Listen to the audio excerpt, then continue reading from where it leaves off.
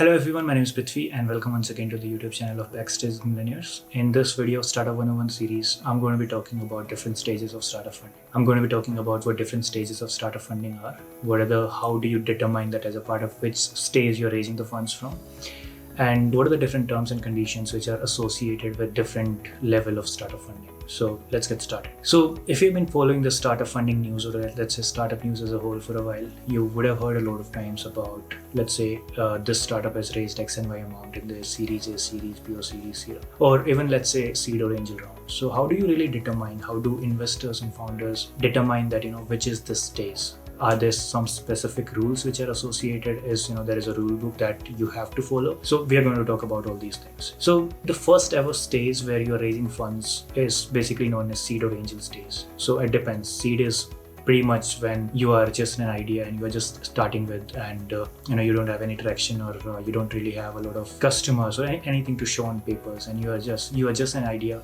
maybe a very small team. That's where the seed round comes. Angel round is a little bit more than that. When you have started, maybe when you have a prototype, or when you are just looking to get out to in the market, let's say to start marketing or start manufacturing, that's when angel round comes. Pretty much in both these rounds, seed and angel, you don't really have a lot of future plans. You don't really have a lot of projections. You pretty much, like, the whole focus of an entrepreneur, or the focus of founders is pretty much just about setting up your company and just starting it, or just running it smoothly so that you can target to, let's say, get your first few customers or get your first revenue, and then subsequently go for the bigger rounds. So talking about when you finally have a proper working mechanism, when you have, let's say, a few customers, or when you have a product ready, and when you start needing money for growth, and when you have something to show on paper, and when you can actually commit, let's say, to an investor for a longer time, when you can project your future, that's where you go to institutional investors, and that's where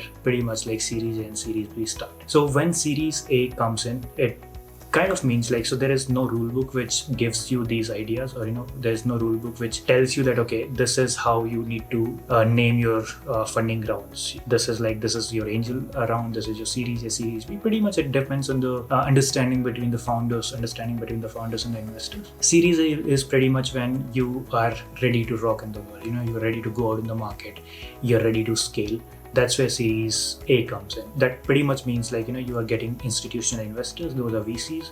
So when VCs come, they come with a lot of rules and regulations. So in term sheets, as we spoke about, because when you're raising seed or angel, you don't really have a lot of idea about your future. You are just beginning, and you are just getting the first prototype or the first few customers ready. But when you're going for the Series A, that means, okay, now you're looking at scale. Now the company is in a much more serious serious stage, and this is where, let's say, you start giving the board seat to your investor. That's when you start getting institutional investors. That's when you start raising bigger amounts. In a lot of seed or angel rounds, the investment amount doesn't really cross $1 million or $500,000. But in Series A, you start looking at bigger investments. You start looking at future plans. You start giving them projections that, okay, in Series A, before raising a Series B, we will get to this level, we will get to this stage. So let's say if you just have 100 paying customers and you're raising Series A, you talk in those business meetings, or you talk in those investment meetings that, okay, before reaching a Series B round, we will be reaching to 1 million customers or 1,000 customers. Let's say if you're raising Series A round and you have 100 paying customers, and you have told your investors that before reaching our Series B round, we will be having 1,000 paying customers. So, our company will be 10x from how much it is now. And let's say you have just reached 800 or 900 customers, and you still think that, okay, the money that we raised is over from our bank account, and we still need a little bit more money to reach to the goals that we had set for Series B round. In those cases, a lot of founders end up raising a small amount of money from their existing investors, or maybe from new investors, and that's known as growth capital or bridge round. So in bridge round, bridge basically means that you need some support, some help to reach from this level to your next milestone.